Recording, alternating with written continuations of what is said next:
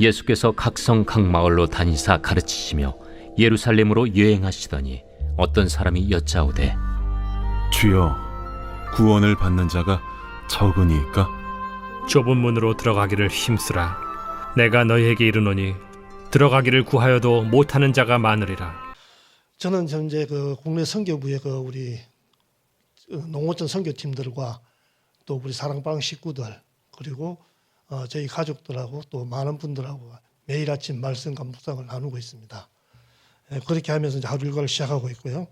또 그 중에는 믿지 않는 분도 계시고 또 가톨릭 신자도 있고 또 다양한 사람들이 있습니다.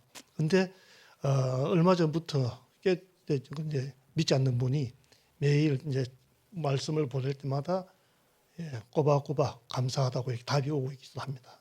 그래서 저는 이제 전도의 한 방편으로 말씀을 나누고 있습니다. 오늘 좀 제가 나누는 말씀은 어찌 보면 제 신앙 고백이고 또 제 삶의 고백일 수도 있습니다. 저는 지금까지 신앙생활을 해오면서 그냥 선데이 크리스찬으로 살아왔음을 지금 고백합니다. 그럴 수밖에 없었던 게 어릴 때 친구 따라 교회를 갔었는데 그 교회에서 얘기하기를 이것은 우상숭배니까 국계에 대한 경례도 하지 마라. 또 애국가도 부르지 마라. 그래서 뭐 이런 데가 있나? 이런 데가 교회인가? 하고는 그 길로 교회를 완전히 발을 끊었습니다. 그러다가 1991년도에 아버님이 이제 병원이 드셨는데 그걸 계기로 해서 제가 교회에 새롭게 발을 들여놓게 되었습니다. 당시 부모님은 이제 부산에 계셨고 저는 서울에서 직장 생활을 하고 있던 중에 급히 연락을 받고 이제 집에 내려가니까 아버님이 위암 말기 상태로 도저히 손을 쓸 수가 없는 상태였습니다. 그래서 그대로 이제 부산에 계시게 할 수가 없어서 부산 집을 정리하고 저희 집으로 모셔서 함께 생활하게 되었고 덕분에 이제 저희 아내가 고생을 좀 많이 했습니다. 왜 아버님은 이제 토목일을 하셨는데 일 자체가 이렇게 좀 거친 일이시고 또 우리나라의 그 경제 발전의 어떤 시초가 될 수 있는 경부고속도로, 남해안고속도로 이런 전국의 저 주요 도로와 교량들 이제 지금도 아버님의 손길이 미친 곳을 전국 곳곳에서 볼 수가 있습니다. 그래서 그것을 지나갈 때마다 아버님 생각이 좀 나기도 합니다. 그러다 보니까 이제 뭐 제때 끼니를 드시지 못하고 또 소주나 막걸리로 이렇게 식사를 대신하는 일상이 되고 해서 아마 그런 병이 걸리지 않았나 하는 생각이 좀 많이 듭니다. 그렇게 병이 든 아버님을 통해서 이제 간접 체험을 하면서 교회와 예수님에 대해 조금씩 이제 알게 되었습니다. 교회에 오기 전 저희 집안은 굉장히 보수적이었습니다. 그래서 오랜만에 집안 어른들을 찾아뵙거나 아니면은 저희들이 이제 집을 장기간 떠나거나 아니면 돌아왔을 때 꼭 큰절로 인사를 드려야 했습니다. 그리고 불교는 집안 종교에도 관이 알 정도였고 저는 뜻도 모르는 그 불경을 주문을 외듯이 중얼거리기도 했었고 또 수계도 받았었습니다. 수계는 이제 그 팔에 불로 살짝 찢는 의식인데 부처님께 귀의한다는 그런 의식 행위입니다. 그런 제가 지금 오늘 여기 섰습니다. 근데 이제 어느 날 어머님이 절에 가서 이제 불공을 드리고 오셨는데 아버님이 식구들 다 부르시더라고요. 다 모여봐라 하시더니만은 오늘부터 이번 주부터 교회 가자. 그래서 깜짝 놀랐습니다. 그래서 상당히 좀 당황스럽기도 했었고 그래서 예 하고는 그날부터 지금까지 신앙생활을 쭉 이어오고 있고 있습니다. 물론 이제 뭐 그 전에 저희 큰 동생하고 막내 동생이 부산의 그 수영로 순복음교회를 다니고 있었는데 집에 내려갈 때마다 동생들을 통해서 교회에 갈 것과 또 예수님을 믿을 것을 여러 번 해서 얘기를 들었지만 저는 어릴 적에 그 어떤 잘못된 기억 때문에 계속 거부했었고 그러다 보니까 이제 아버님을 통해서 다시 교회에 발을 들여놓게 되었습니다. 근데 이상하게 아버님이 이제 이게 병이 들고 빗자리에 누우셨는데 그때부터 계속해서 주변에 예수님을 믿고 또 교회를 가자고 하시는 분들이 계속 나타나기 시작했습니다. 또 제 아버님은 딱 저희에게 그렇게 교회를 가자고 말씀을 하셨지만 딱 2번 교회 출석하시고 자리에 누우셨어요. 힘들어서 못 가시겠다고. 죄송합니다. 근데 이 가정을 방문하면서 주사를 놔주는 간호사가 있더라고요. 간호사님이 오셨는데 또 그분도 믿는 분이었어요. 근데 그분이 이제 주사를 놓기 전에 아버님 손을 잡고 기도하고 또 주사를 놓고 나서 그 주사가 끝날 때까지 아버님에게 성경 말씀, 예수님 말씀을 전하면서 그렇게 계시다가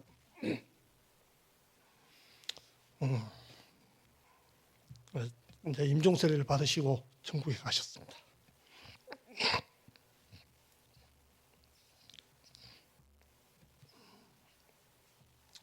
그렇게 시작한 신앙생활이었지만 성경책은 여전히 주일용이었고 몸과 마음은 그냥 세상 속에서 살고 있었습니다. 그리고 믿기 전에 저는 사울과 같이 악한 사람이었습니다. 어린 시절에 그 안 좋은 기억 때문인지 길에서 전도자를 만나면 상당히 냉담하게 되었고 심지어는 전도지를 주면 그거를 보는 앞에서 버리기도 했던 사람이었습니다. 그런데 사울과 바울은 분명 같은 사람이지만 다른 사람입니다. 예수님을 만나기 전에 사울은 악한 사람이었습니다. 그가 그리스도인들을 잡기 위해 길을 가던 중에 담메색 도상에서 예수님을 만나고 강한 빛에 의해 눈이 멀어지고 한순간에 시각장애인이 되어 낙담하고 있을 때 아나니아를 통해서 고침을 받고 그 눈에서 비늘 같은 게 떨어져 나가고 다시 눈이 밝아진 후에 사울은 그리스도인들을 잡고 핍박하던 자에서 복음을 전하고 또 오히려 핍박을 당하는 자로 변화되어서 더 이상 악한 사람이 아닌 하나님의 택함을 받은 사도가 됩니다.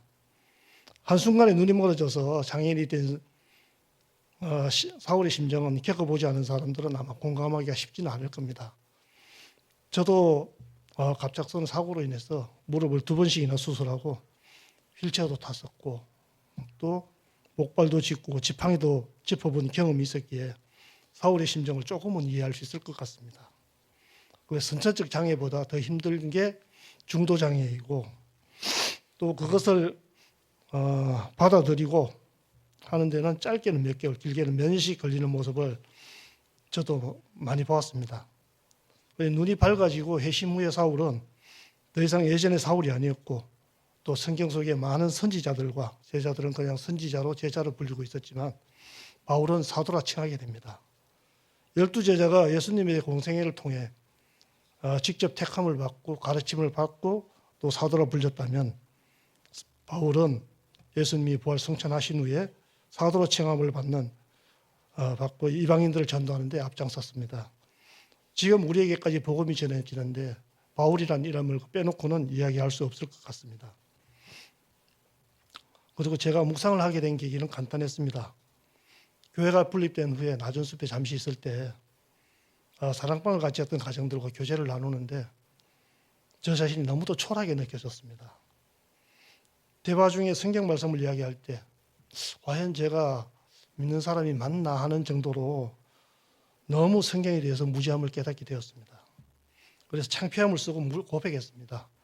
나는 성경을 읽어도 모르겠고 이해가 되지 않는다고 말입니다. 그때 한 집사님이 말하기를 성경을 읽는 것도 좋지만 그것보다는 한 구절, 한 단어를 깊이 생각하며 묵상하는 것을 이야기하며 말하기를 우리 다 같이 묵상 나눔을 해보면 어떻겠냐고 그 하는 말에 그때 제가 한 말이 나도 모르게 합시다였습니다. 그리고 오늘부터 당장 하자고 했고 그날 이후로 서툴지만은 하루도 그러지 않고 지금까지 쭉 해오고 있습니다.